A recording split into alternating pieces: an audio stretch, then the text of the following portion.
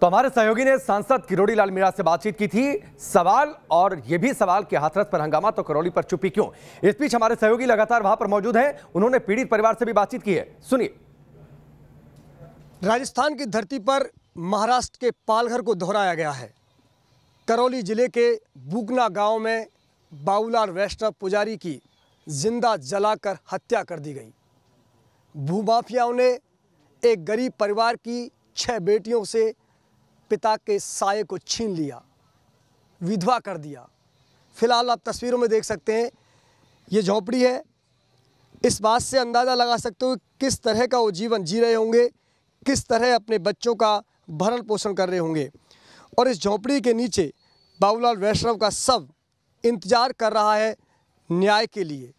जिस तरह पालघर में साधुओं की निर्मम हत्या की गई भीड़ ने, वही इतिहास यहाँ दोहराया गया।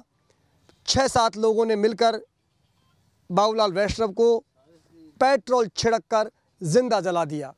आज ये सब शायद पूछ रहा है गहलोत सरकार से, शासन से, प्रशासन से, आखिर मुझे न्याय कब मिलेगा। क्योंकि घर वालों ने तय किया है, गांव वालों ने तय किया है, तब तक दाह संस्कार नहीं करेंगे, अंतिम संस्कार नहीं करेंगे, तब तक की मांगें पूरी नहीं हो जाती। और ये तस्वीर आप देखिए, यहाँ रुदन है। ये पूरे परिवार के लोग हैं, तमाम। इनमें उनकी 6 बेटियां हैं, उनकी पत्नी है, उनके रिश्तेदार हैं। ये उनका बेटा है, ये भतीजा है, ये रिश्तेदार जो आए वो हैं। इनकी आंखें सूख चुकी हैं। तब जब उनको पता लगा कि उनके पिता की मौत हो गई है SMS हॉस्पिटल में इलाज के दौरान, तो इन पर दुखों का पहाड़ टूट पड़ा है। किस तरह ये पुजारी परिवार गांव वालों से मांगकर इस मंदिर जो माफ़ी की ज़मीन थी, इसके ज़रिए अपने परिवार का पालन पोषण कर रहा था, लेकिन अब एकमात्र सहारा भी नहीं है। और आप हद देखिए प्रशासन की संवेदनहीनता की। सिर्फ और सिर्फ कागजी दावे किए जा रहे हैं। ये रुदन कहीं ना कहीं, अगर इस रुदन को सुन सको, गहलोत सरकार अगर इन आंसुओं को सुन सके, तो सुन लीजिए कि किस तरह एक पुजारी का परिवार न्याय मांग रहा है। आप अगर देख सकते हैं तो देख लिए, जिस संवेदनशीलता की आप बातें करते हैं, जरा इन आंसुओं को देख लीजिए। उस बाप की बेटियों के दर्द को समझ लीजिए जो इस दुनिया में नहीं है। इनके सर पर अब कोई साया नहीं है। सिर्फ और सिर्फ इनको इंतजार है कि हमें न्याय मिले, जो आरोपी हैं उनको कठोर सजा मिले। अब चूंकि इनके पास कोई जरिया भी नहीं है, कोई जरिया नहीं है। आप खुद ही इन रुदन को एक बार जरा सुनिए, इनके दर्द को एक बार सुनिए।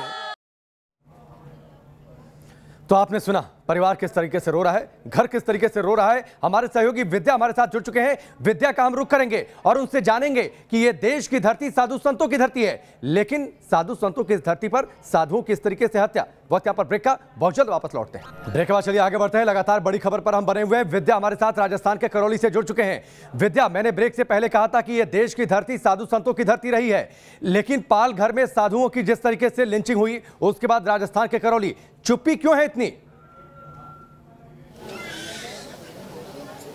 साधु संतों की याद तब आती है इन सियासतदानों को जब राजनीति करनी होती है, जब चुनाव का मौका होता है, और उसी वक्त वोट बटोरने के लिए साधु संतों को याद करते हैं। लेकिन जब इस तरीके से निर्मम तरीके से हत्या कर दी जाती है तो फिर किसी को याद नहीं आती है। राकेश, देखिए, हम आपको दिखाना चाहेंगे उस परिवार को जो इस वक्त पुजारी के परिवार के लोग हैं यहाँ पर मौजूद हैं, और पूरे गाँव की महिलाएं हैं।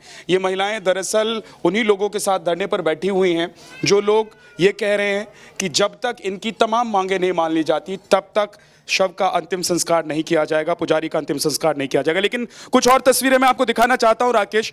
आइए कुछ तस्वीरें मैं आपको दिखाता हूं। देखिए, ये तस्वीर है करौली की। इस वक्त ये पूरे गांव की तस्वीर है, जिसमें आप देख सकते हैं कि अब यहां पर परमानेंट तौर पर बैठने की व्यवस्था कर दी गई है। मैं अपने कैमरामैन को कहूंगा कि आप आइए यहां पर। लाल सिंह फौजदार मेरे सहयोगी मेरे साथ यहां पर मौजूद हैं, और ये देखिए एक टेम्पररी टेंट यहां पर लगाया गया है जिसके नीचे तमाम लोग बैठ गए हैं। लाल सिंह फौजदार मेरे सहयोगी यहां पर हैं, मैं उनसे भी आपकी बात करवाऊंगा क्योंकि वो लगातार यहां पर मौजूद हैं और लगातार रिपोर्ट कर रहे हैं। लेकिन एक बार जरा देखिए कि ये तमाम लोग जो गांव के लोग हैं, जो उस पंचायत के लोग हैं, वो सभी बैठे हुए हैं। इनकी मांग क्या है? इनकी मांग ये है कि एक साधु की अगर हत्या हुई है तो उसको न्याय मिले, उसके परिवार को न्याय मिले, और साथ ही इनकी मांगे जो हैं वो पूरी की जाए। लाल सिंह फौजदार, साधु की याद कब आती है इन सियासतदानों को? साधु की याद कब आती है इन नेताओं को?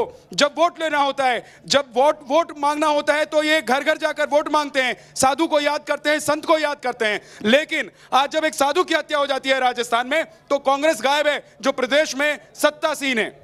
देखिए विद्याराज जी, आपने बिल्कुल सही कहा है। साधु की याद इन्हें नहीं आती, संतों की याद इन्हें नहीं आती, महिलाओं की अस्मत की याद इन्हें नहीं आती। इनको याद आती है वोट की फसल को कैसे काटा जाए।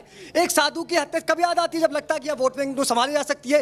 एक बहन बेटी की लुटती हुई अस्मत पर आप सियासी फसल काटने चले जाते हो।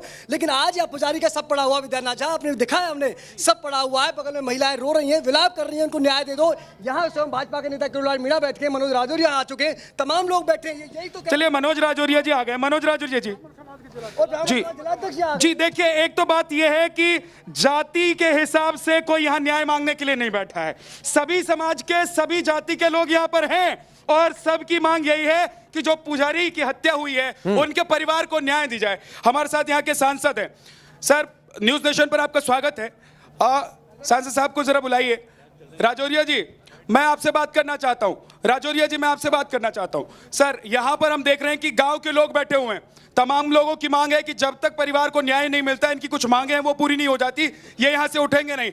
आप आए हैं, बीजेपी के बाकी नेता हम देख रहे हैं, लेकिन सभी लोग यहां आसपास के जो विधायक हैं वो गायब हैं।